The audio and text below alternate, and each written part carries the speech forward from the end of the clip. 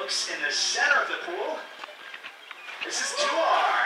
Now he's going on a few exercise behaviors. Now we do a lot to make sure our whales are physically active and engaged, and one way we can prioritize that is by having exercise sessions. The objective here is to get their heart rate up, their blood flowing. And we can ask them to go on these exercise behaviors by leaping high out of the water in a behavior called a bow, like you're seeing right now. Or we might ask them to swim fast. Killer whales can reach top speeds of 30 miles per hour. Now Casey, she's utilizing a tool called a target pole. It kind of looks like a giant Q-tip. Now that target pole, we tap it on the surface of the water, and it basically gives Tuar a reminder, hey, please jump here. So Casey will tap, give Tuar that reminder, and we're looking for Tuar to come up in close proximity to that target pole tap. We do get a lot of questions, well, how do you train the animals here at SeaWorld? We use something called positive reinforcement, and it's through that we're able to create a language with the whales. It's a language defined by trust and encouragement, and really how it works is we're able to draw attention to great behavior in a variety of ways. We can use fish. Our male killer whales, they eat about 150 pounds of restaurant quality fish every single day. But that's not the only thing that we can use. We might use Jello. Now our Jello does look a little bit different. It's non-flavored, sugarless Jello. It's a great source of hydration, but really a fun way to say thank you for doing all the amazing things that you're doing. We can also use toys. Here at SeaWorld, we do have a fancy word for toys. We call them environmental enrichment devices. And throughout the habitat, you'll notice quite a bit of them. We have high-density plastic, high fire hose, a whole bunch of things for the whales to play with. Now, if you listen up, Tuar, it's going to demonstrate some of the vocal abilities of killer whales. Now, they do produce all of their sounds using the blowhole on top of their head. Let's see if we can take a listen.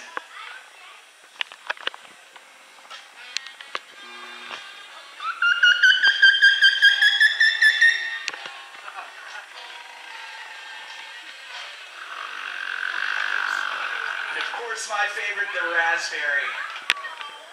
Very nice, Tuar. So do not let them deceive you. They might have their mouth open, but killer whales actually do not have vocal cords. All of those sounds come from the blowhole, and what they do is they manipulate that muscle in different ways, kind of if you were like to take the end of a balloon and stretch it out to make some different sounds. It's the same idea.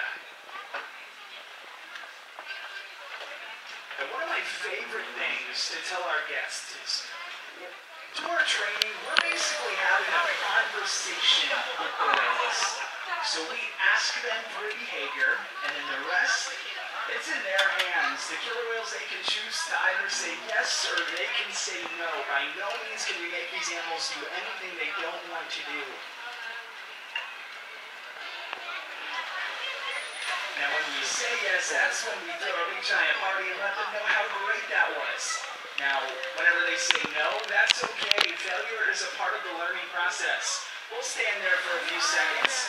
We might try again, or simply move on. Training and learning is a very positive experience for all of our animals. You might have heard a whistle. We call that whistle a bridge, and it communicates to our animals. Yes, that was exactly what I was looking for. So see if you can notice that throughout today's session.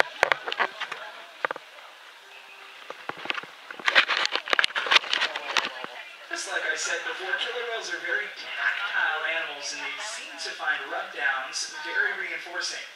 Now what's happening in the slide out, this is a husbandry behavior called a fluke present.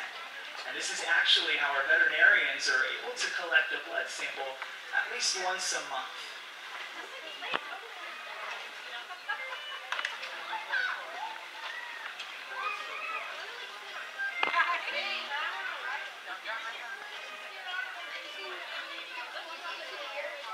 Now I did say we do a variety of sessions with our killer whales, or interactions. Some of those might be exercise sessions like you just saw Jace demonstrating with Tuar. Another really important one is a relationship session. Now, relationships are truly the foundation to every single thing that we do with the whales. We build trust with them and rapport, and we really get to know them, what they find reinforcing, and what motivates them. All of the whales have very unique likes and dislikes, so building a relationship with each whale, it's probably one of my favorite parts of the job, just because every single whale is so different.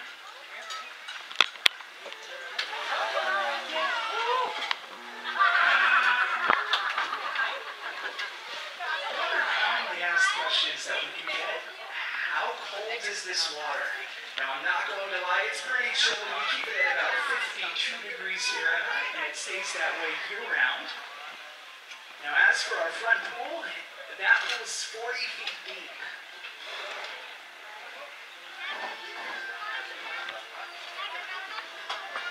We do have Laura joining us in the slide out right now with the largest killer whale in our pod. Once again, this is kyuquot.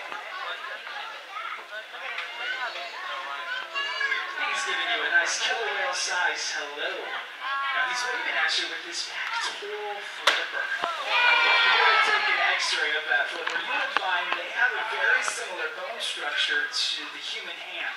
And the function of these flippers, they use these to steer and to stop. And you might have seen kyuquot, he even tapped the surface of the water. So killer whales, they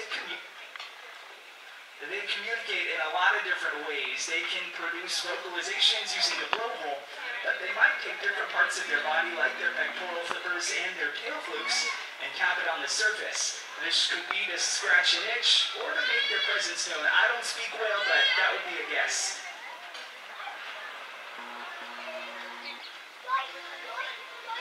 Another type of session that we do have with the whales is a husbandry session.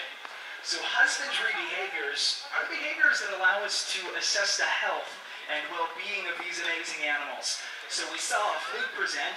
We also might do mouth exams. Our killer whales, they actually get their teeth cleaned twice a day with a solution very similar to mouthwash. And that's one way we can keep their teeth very clean. We can even take a loofah and give them a back massage and exfoliate their skin. Once again, very tactile animals.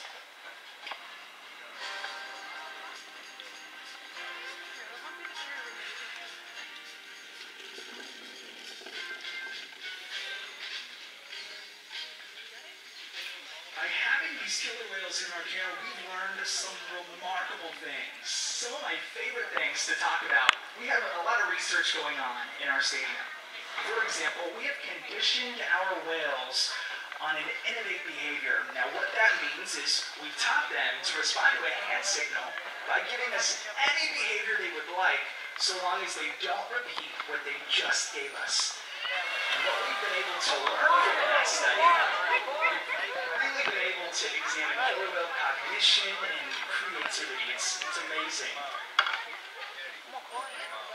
Here's kyuquot in that slide out, giving you a great look at that size. He's truly enormous. Another frequently asked question we get, why do the male killer whales, why do their dorsal fins lean over? And that is a fantastic question. Now for a male killer whale, that dorsal fin is about 6 feet tall. It doesn't have any bones or skeletal support in there. And yet, with these whales, they do spend quite a bit of time at the surface of the water, engaging with their trainers, interacting with environmental enrichment devices, lots of fish, jello, ice, so gravity can't play an impact there. And we see this with the male killer whales because that fin is so large. If you check out our females, they're joining us in the pool right next to us. Their fins are perfectly straight. This is seen here at SeaWorld, but also out in the ocean as well. It has no impact on their swimming abilities and has nothing to do with their emotional states.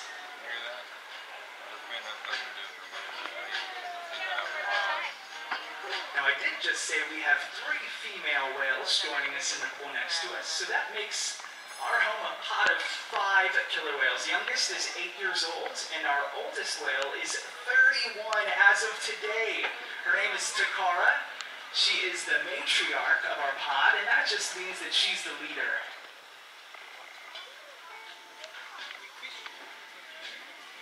Now, if you look in the center of the habitat, this is a natural behavior called a spy hop. This would allow a killer whale to get a good look at what's going on around them, so they can survey their environment. Very nice, Kai. You heard that whistle. Kai's returning to Laura. She just asked him to slide up into our slide out. So here's another photo opportunity for you.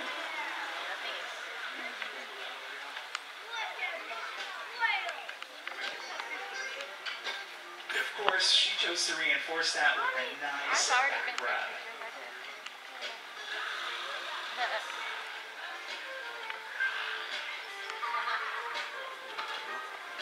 Now, with them slid out, let's talk just a little bit more about some physical characteristics of the killer whales. You might notice they do have white eye patches that are right behind their eyes. Their eyes are actually located right in front. Killer whales, they have great vision both above and below the surface of the water, so they can see you quite well right now.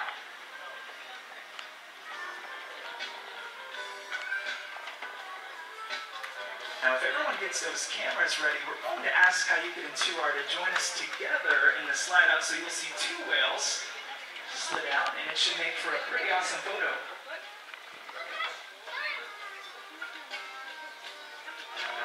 Before that, this is a behavior called a swing. We're basically asking the whales to work together and swim.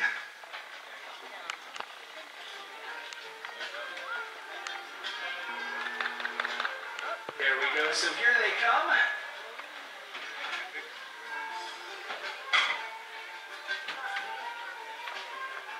They're moving that body in an up and downwards motion, and like I said earlier, they can reach those top speeds with about 30 miles per hour.